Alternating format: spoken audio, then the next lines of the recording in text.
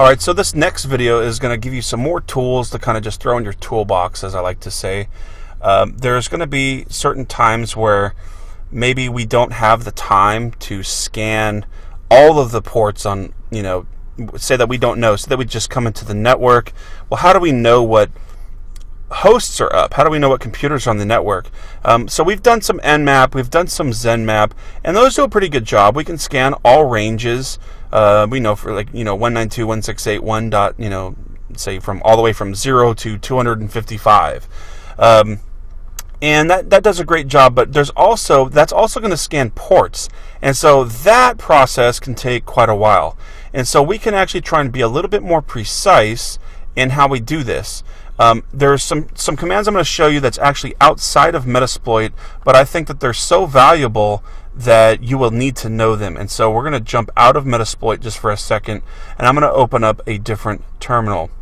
The first command that I'm going to show you, since we're already familiar with Nmap, is one more Nmap command. Like I've said in previous videos, maybe there's hundreds, if not thousands, of different combinations of Nmap scans that you can do. I mean, there's so much we can do with it. So this one we could actually do in Metasploit, since we can use the db_nmap command in there, and that'll port everything into our database. But just because we're going to be out of Metasploit, looking at some other commands, we're just going to do it outside of Metasploit. But anyhow, we're going to do an Nmap, and I'm going to do a -PR-SN and the range of IP. So 192.168.1. I can say from 0/24, and that will scan from 0 to 255. So everything. The difference with this Nmap scan is the -PR is for ARP. It's going to generate a ton of ARP requests. The only bad thing is that if someone is looking at the network, they're going to notice a giant amount of ARP requests being generated all the way from 0 to 255. And so if you were to do this a few times, it may be alarming. There's going to be ARP requests already just naturally generated on the network from the router to different machines and so forth. So I mean, there will be ARP requests on the network, which can actually help us. We're going to get into that in a little bit, just a few minutes from now. But I'm just trying to give you the pros and cons of everything here. So this is a little bit noisy. It's not uncommon to see an ARP request, but if we kept doing this, it would generate a ton of ARP requests, and there might be somebody that would be like, hey, this kind of looks a little weird. So just be aware of that. The -SN means not to scan any ports. So right now we just want to get a quick look at what's on the network. Now, people can block pings. We can try and use Nmap, and we can do a ping scan, and we can try and ping everything. The problem is that you can actually block an ICMP request, which is generally what a ping is, and there's different kind of variations that we can do, but that can be blocked, and I've seen it blocked before. But for someone to block an ARP request, I don't think I've seen that. ARP needs to be able to travel through the network, and so I don't think that it would be very wise for someone to block ARP. You definitely need to have ARP requests sent out periodically on the network. So we want to use ARP packets. So I'm going to do a -V for verbose. Let's go ahead and hit enter. And the reason that this should be a little bit faster is because, again, we're not scanning any ports. We're just trying to see who's on the network.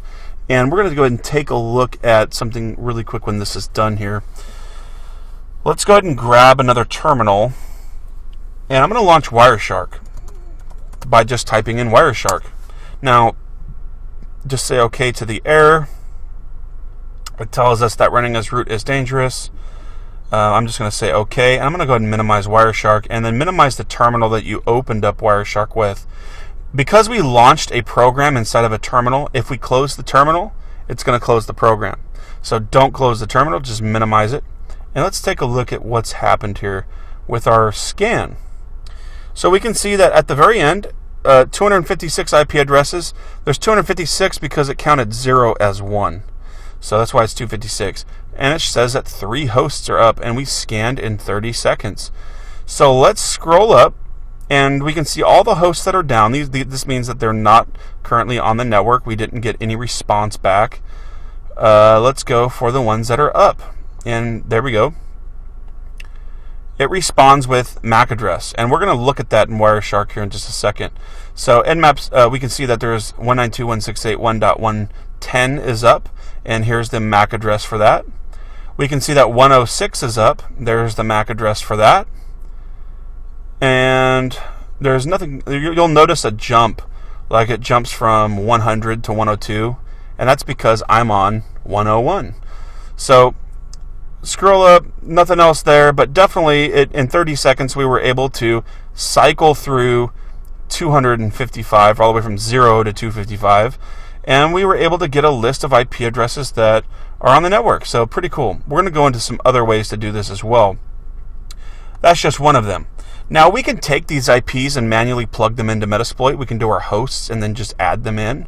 We can also put it in a text file and then import those hosts into Metasploit, and that would work too. So just other ideas there that you can have. Now let's open up Wireshark, which we have, and we'll notice that there's a start button here, and there's different interfaces. Well, if we hit start, we better be capturing on the right interface, otherwise we're capturing for no reason. So I'm going to do an if config, and we'll notice that my 192.168 address is on ETH0. So this is the interface that I want to sniff on. So if it was ETH1 or WLAN 0, whatever it is, that's just a quick way of how you could verify that. Look at your interface before you start Wireshark, or at least start the capture, and that way we can make sure we're on the right one. So you can just double click on ETH0. That'll give the IP address. So again, we can verify it that way as well. And all I'm going to do is just hit start. And it usually will take just a second, and then we should see some things populating here. There's some DHCP and whatnot, and we're going to see a ton of traffic right now. What I'm going to do is, there's some ARP requests.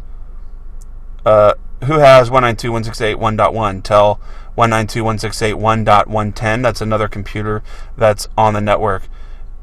And so let's just generate. I'm going to hit up arrow a couple times back to my nmap command.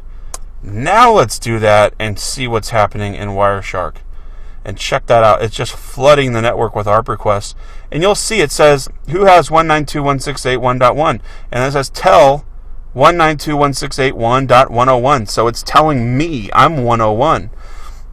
So let's go back.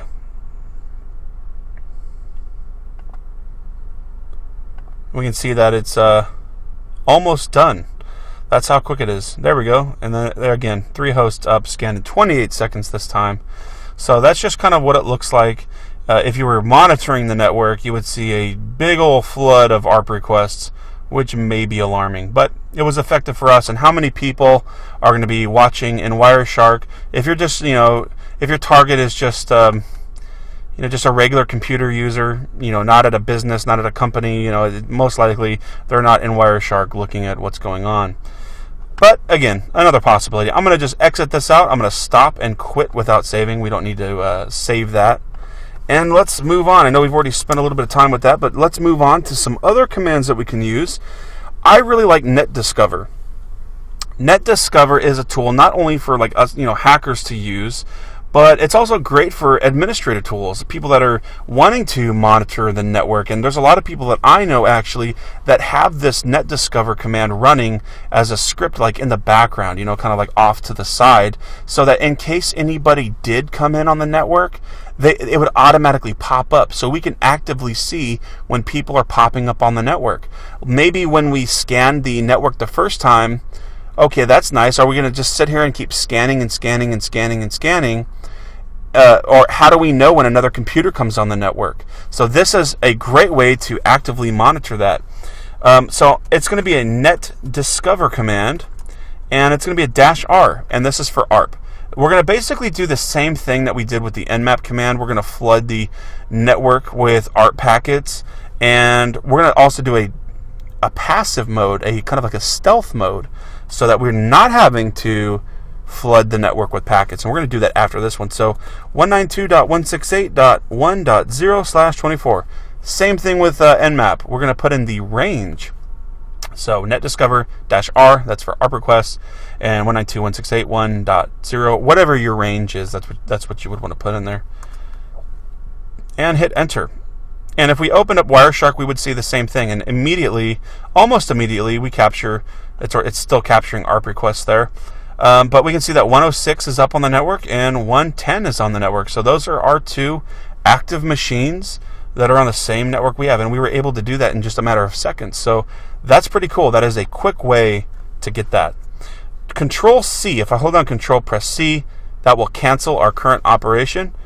So it gets us out of NetDiscover. And obviously, I'm going to just type in clear. That makes it nice and neat again. And I'm going to use the up arrow to go back to our NetDiscover command.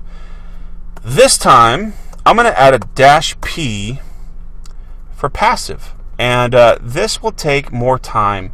And this is simply because it's going to just listen. We're not going to send any packets out there.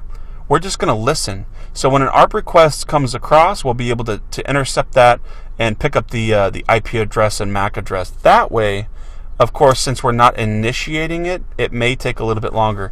Now mine came up with 110 automatically. It's capturing, it's already captured 3 ARP requests. This could be something from before, or it could just be good timing.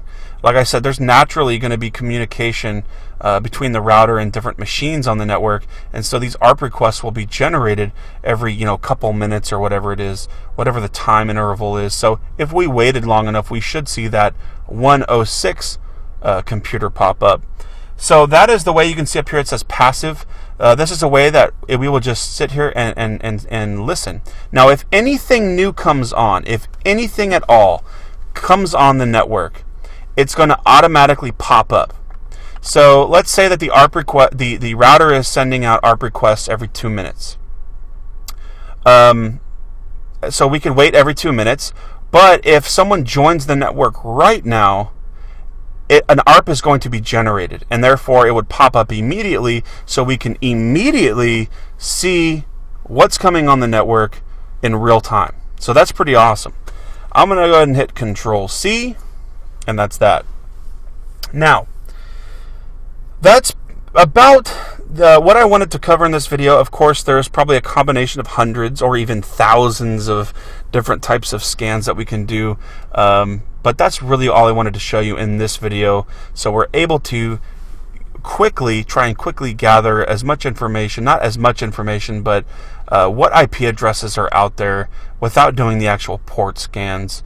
And so anyways, guys, we got more to come in the next video. We're going to do some other kind of information gathering, and so stay tuned. Thanks for watching.